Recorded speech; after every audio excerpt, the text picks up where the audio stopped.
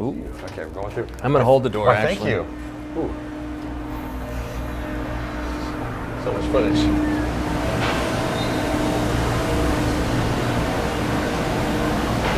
much wood. There's a lot of wood in here. A lot of wood in here. I'm very excited.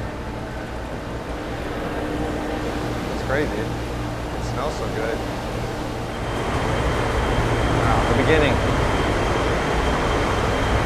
My goodness. This is the very beginning. That's where wood comes into your shop. Tell us all about it. Yeah, this is where the magic begins. So it's our rough cut area. We store all the wood, the mahogany, the maple, the rosewood. It all comes in here.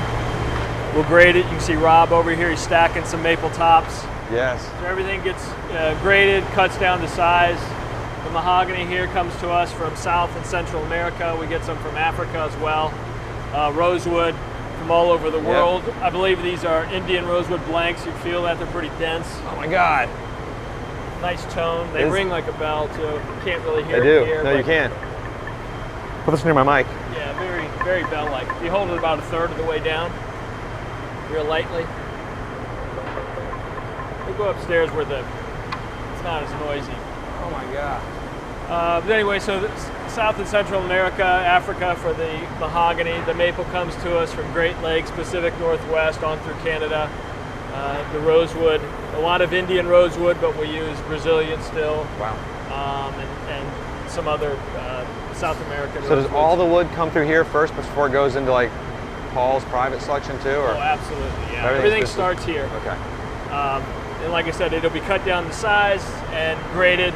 We'll grade the figuring in the tops. Okay. We have a non-10 top, a 10 top, artist package, private stock. Obviously, the more figured the wood, the higher price the guitar. Go check out this over here.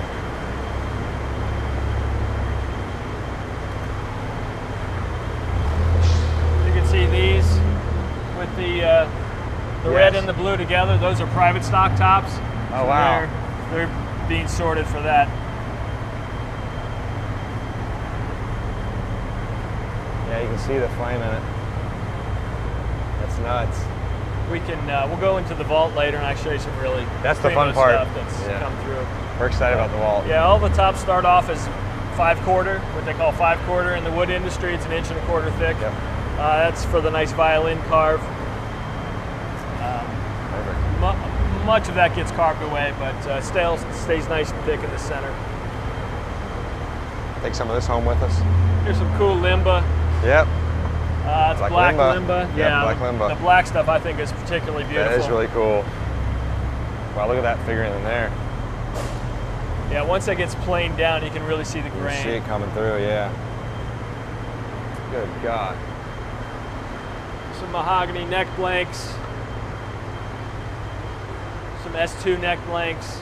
Again, just all the wood coming in, being sorted, being graded, being cut. So how many guys are working in this section right here usually? One typically, we have 2 guys work in this section, this department, but we have a wood buying crew of 2 other guys that travel all over the world sourcing the wood for us. In my opinion, we have the best wood crew in the industry. They've got great relationships with sawmills all over the world. So you get better selections. Well, because of the relationships, if the mill gets a tree and they'll call, Mike Reed is our main guy, has been with Paul since day one. They'll call Mike and go, man, I got this amazing maple tree. You must have it. You want it. Yes. So we'll take the whole thing, we'll mill it all up, we'll go through it, we'll cherry pick what we want, what we don't want, we'll sell to other manufacturers. Okay. So you actually take the whole tree, then you sell the other pieces also. Exactly. Okay. That's awesome. So when that wood comes to us, it's about 15 to 20% moisture content.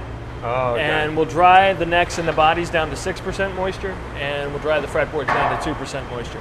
Oh, wow. The idea is to get the movement out of the wood, and it also crystallizes the resins that are in the wood.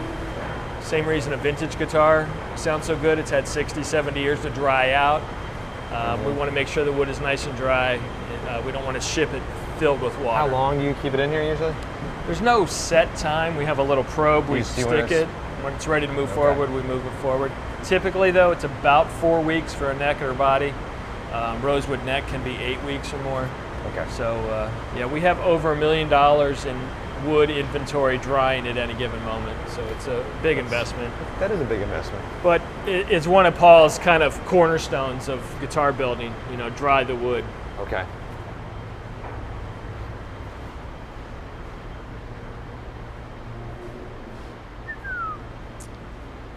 And this black box over here is a That for the fretboards. Yeah, fretboards. Yeah. So the roll-up doors, I should have mentioned, the roll-up doors are all the hot rooms, Okay. where all the wood is in there drying out. You can see it. You see the temps on there too. Yep. Low 100, 103, 100. That would be very uncomfortable. Summertime in an attic. Yeah, exactly. I would not like his grandma's attic. And that's kind of where that whole concept came from. Paul's like, if you have a 100-year-old house, the wood's in the attic, it's exposed to the, And that's the guitar. temperatures, drastic, heating and cooling over the years. He says it settles around 6%, 7%. What's this becoming? That's spalt. That'll end up in a private stock. That's private stock, spalt. isn't it? Yeah.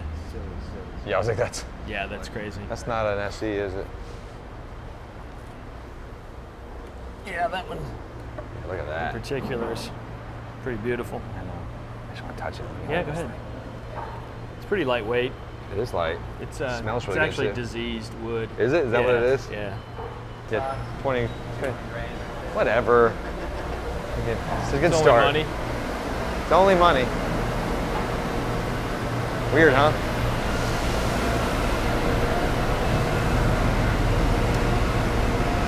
If there's anything you think you need, Derek, too, just like interrupt and be like, yeah, I need this. Okay. So after the wood's been graded and dried, it'll come out here. We'll just start stacking it. These guys can they get a list every day of saying I need to build, 10 custom 2410 tops, 6 artist packages, etc. So they'll start kitting the wood, the tops and the backs together and start moving it forward. Well, I mean, since you said that, about how many guitars do you guys build a day? We do about 45 core and about 45 S2. Okay. What about CEs?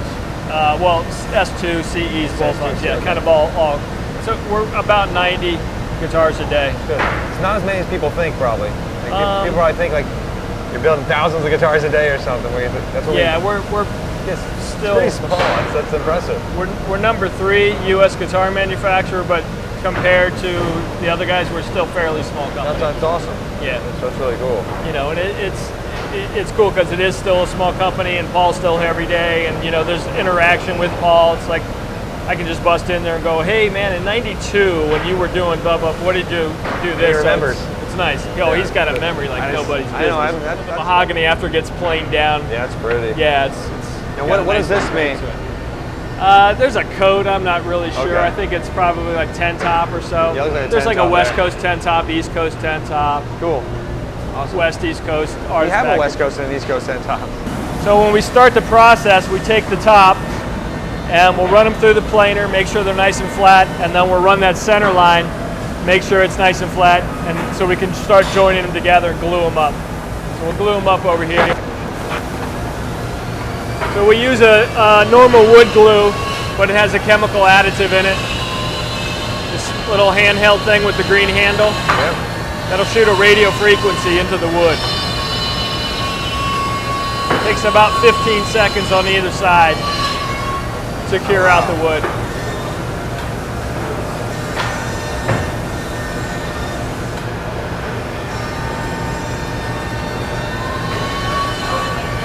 Cool. I'm just mesmerized watching.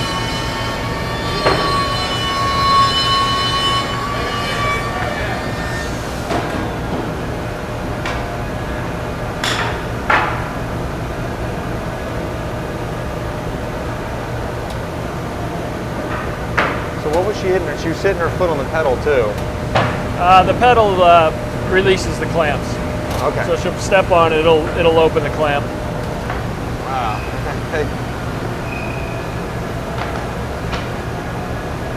Awesome. Cool. Thank you. Yeah. Yeah, she does both sides. She does 15 seconds and it flips over about 15 more seconds. The top and the back together. So this one we'll get a toggle switch up here, so we have to do a little internal routing on that mahogany first. Then we'll just use normal wood glue We'll glue this up. We put all these guitars in the clamp here. The press has 4 tons of pressure per square inch, so a tremendous amount of pressure. Wow. We'll leave them overnight. Following day, we'll come in, take them out. We'll do a rough cut on the bandsaw, and it prepares it for the CNC machine.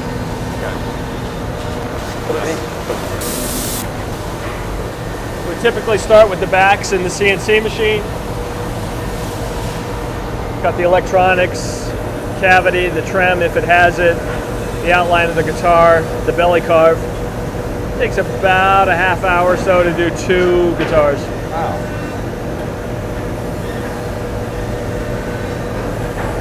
All of the wood chips get sucked up into these big pipes above us. They get dumped into a vat, and then they make pellets for pellet stoves. Oh. So it's recycled as well. Yeah. It's, people from the West Coast often don't know what pellet stoves are, but people in the Northeast understand. Yeah. But yeah, That's amazing how it just was shifted over. Yeah, it's a pretty handy little machine. Before we had these, we used what was called a duplicarver. It's kind of like a key cutting machine in the hardware store. Yes. Take a carved body and you run a stylus over it, and it had a router head that would carve the same thing. So the duplicarver was very user dependent. So if the guy was doing a sloppy job, you'd get a sloppy product. Okay. With the CNC machines, we get very accurate reproduction every time. Wow. That is amazing to watch. Yeah, it's kind of hypnotic. Yeah, it's relaxing. Yeah. I'm enjoying this moment. It's your moment of zen. I think when he saw that, how old-fashioned the keyboard looks too. These machines, actually, this one in particular is old. We started using these in late '95.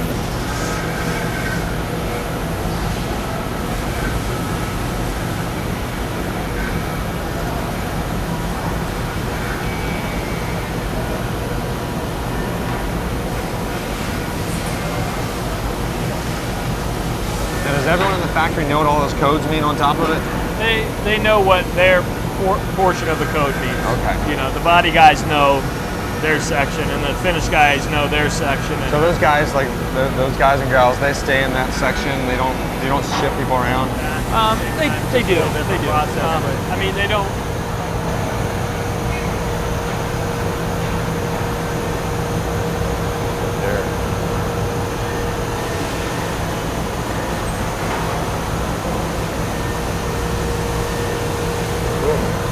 The beginning of an F-hole, that's cool. I love seeing that. So this machine will do the violin carve, the neck joint, pickup cavities, the divots for the electronics. That is nuts.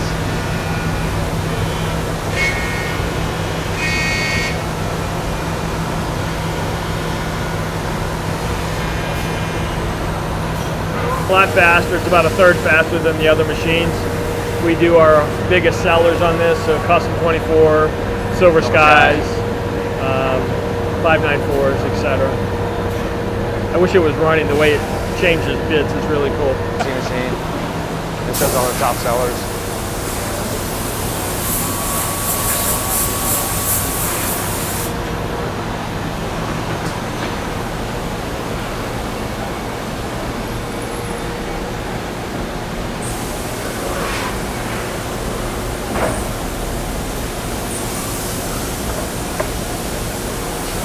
Silver Sky.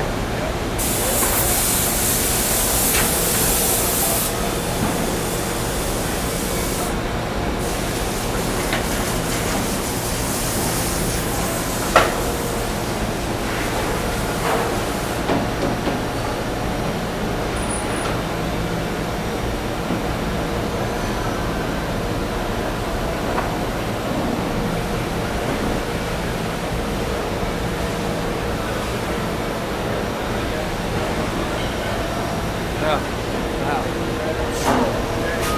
Jeez.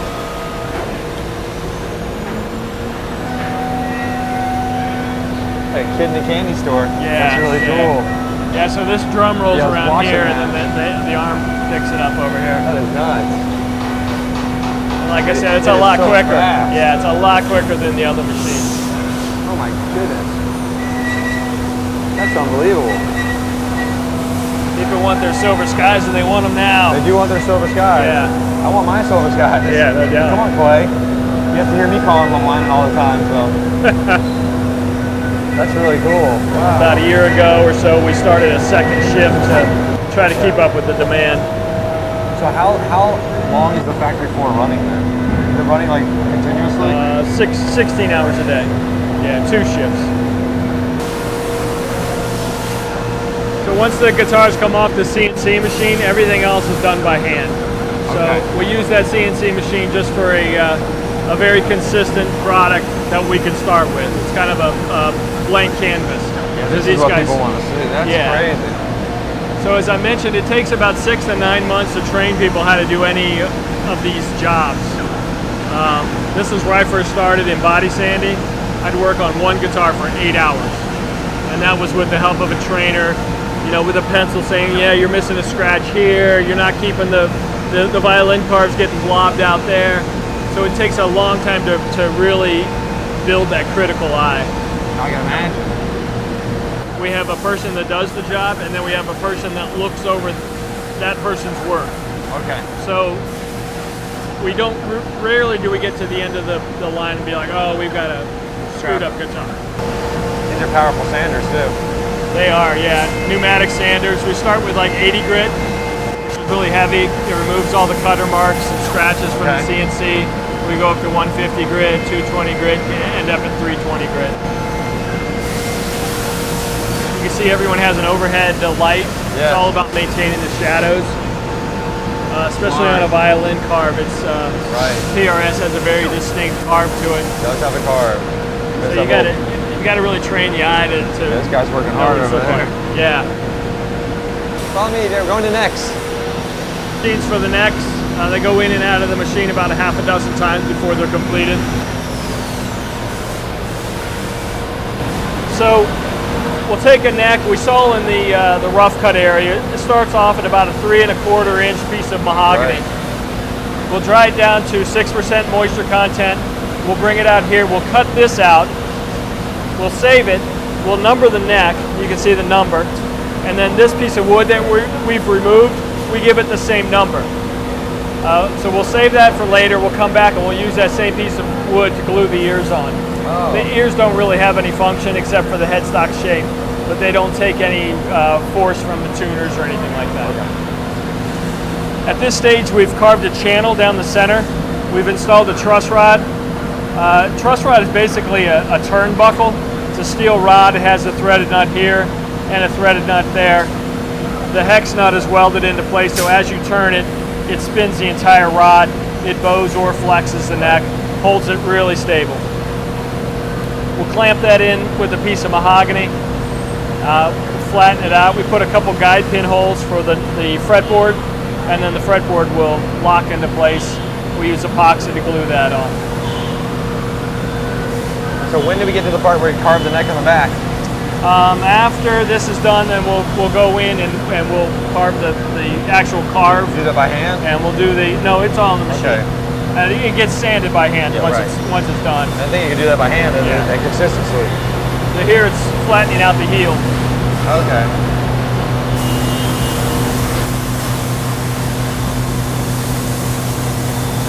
I'm going to grab a truss rod. I'll be right back.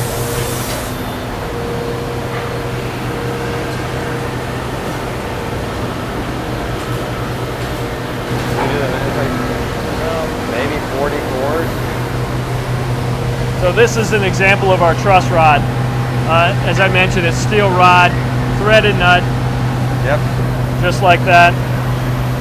This sticks out, and again, you can turn that. The entire rod spins.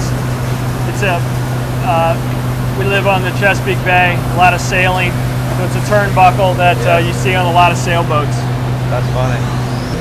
Funny how important this little thing is. It is very important. Yeah. That's crazy. Let me put this back. Yep. We've got a little pin router here. Oh, wow. We can cut shell inlay on this. We can cut headstock veneers. That's what it's cutting right now. We start off with a piece of rosewood. What it's doing right now, it's cutting Paul's signature. It's cutting the outline of the headstock, the tuner holes, etc.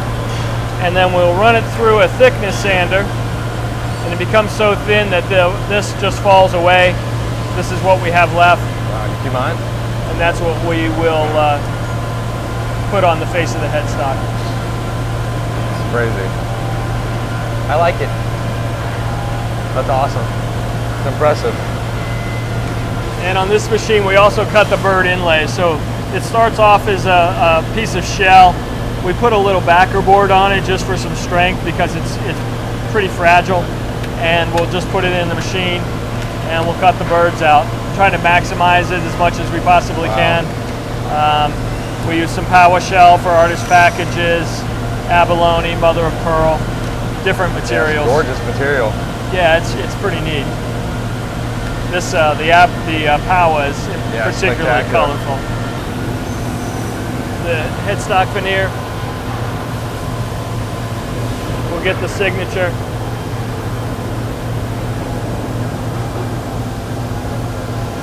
Clamp that in nice and tight. We glue it up and then we run it through the thickness sander. So Paul's mother was a bird watcher. That's what we heard. And so they had a lot of, Audubon books and stuff like that around the house. So he said it was just kind of a natural inspiration when he needed inlay.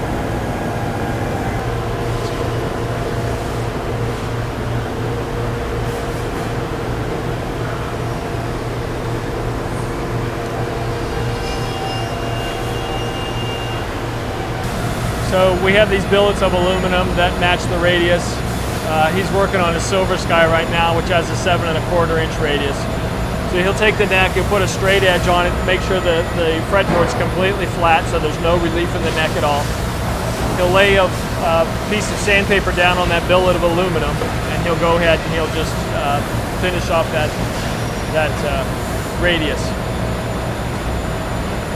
He'll go back and check it. When he's happy with it, we'll move it on to the next stage, which is the fret area. Is he the only guy doing frets? He's our main dude, yeah. Wow. Yeah. He's the fret guy, Derek. That's it. So he'll glue up 4 or 5 slots. He'll go in and he'll clamp them in there nice and tight. Glue up a couple more, clamp those in. Takes about 45 minutes to sand a neck before it can go into the body. Have you heard the whole reason they have the lights is because it's all about making sure the shadows are right when they're doing it. They can see it better. It's funny. Everybody's got a light.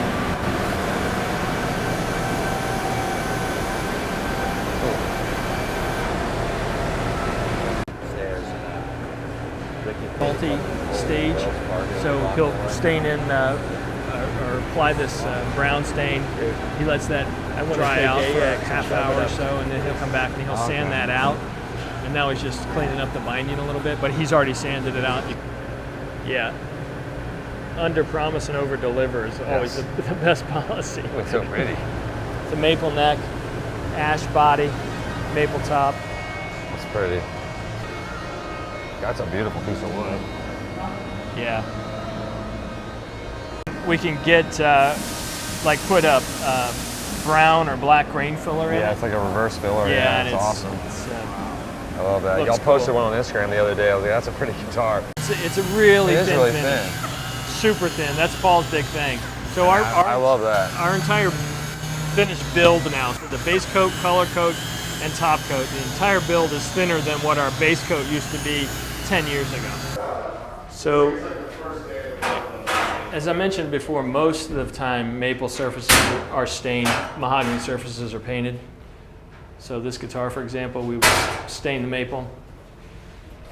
We'd apply the base coat, sand that base coat flat. We'll come back, we'll spray the burst on it, spray the toner on the back, and then put a top coat on it. Just makes me hungry for guitars when I'm in this room. They're so close to being done. Yeah, so these could be wet. Yeah, I'm not gonna touch them. This one, for example, doesn't have a top coat on it. You could try to capture try to capture as much debris as possible, because if you get a fleck of white in a gold top, you're screwed. Yeah, because you guys don't have the system where the guitars run on the ceiling or anything. They kind of come in here. So if you're running full capacity, you can have a guy on each one of these stations. Yeah. Well, they're different wheels, okay. So they'll do the medium grid, then they'll go to the finer grid. Tension. And if you look on the rack over to your right, you can see some that have grease pencil on them. Grease pen. Okay. That's just basically a bench.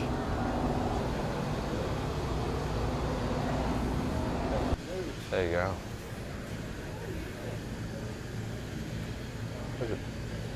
Almost there. Get. Thank you. Wire up the electronics. Do the wax potting over here on the red pots. Oh, cool. Lots of fingers touch every little part. That's the cool thing. Like we were talking about earlier. It's like people just kind of Guitar assume 5000 like you're stamping these things out. Did you? Yeah, it's a vending machine. Like That's guitar. What's cool about you guys getting here earlier is like a lot of times we do this and So different pickups get different waxes. Different tone, believe it or not. You rolling? Yep. Hello, everyone. It's sleepy time at Paul Reed Smith now, so everyone's gone home, so they're letting me finish the guitar. So I'm gonna do the final assembly here. I got my hammer. Front polishing. I've got my tweezers. I'm gonna get to work on this guitar. So we're gonna have to edit away for a minute after they turn the lights on. There we go. And I'll get to work in just a second. Thanks, guys, for watching. We'll be right back. I'll be done in a second.